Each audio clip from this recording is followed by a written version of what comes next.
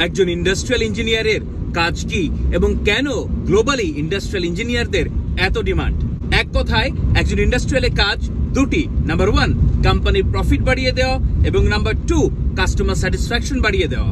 কোম্পানির প্রফিট বাড়ানো হয় নাম্বার 1, এফিশিয়েন্সি বৃদ্ধির মাধ্যমে, অর্থাৎ রিসোর্সগুলির ইউটিলাইজেশন বাড়িয়ে দিয়ে এবং সকল ধরনের ওয়েস্টেজগুলি কমিয়ে দিয়ে।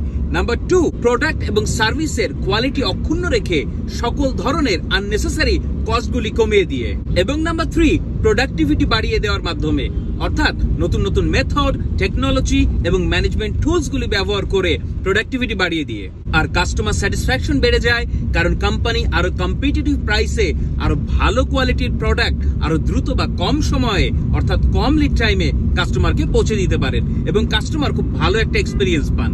আর যেহেতু আইই বা ইন্ডাস্ট্রিয়াল ইঞ্জিনিয়ারিং সাবজেক্টটি বিজনেস, ম্যানেজমেন্ট এবং ইঞ্জিনিয়ারিং এর একটা কম্বিনেশন, এই জন্য অনেক বড় পরিসরে একজন ইন্ডাস্ট্রিয়াল ইঞ্জিনিয়ার কন্ট্রিবিউট করতে পারেন, আর এজন্যই তাদের গ্লোবাল চাহিদা অনেক বেশি।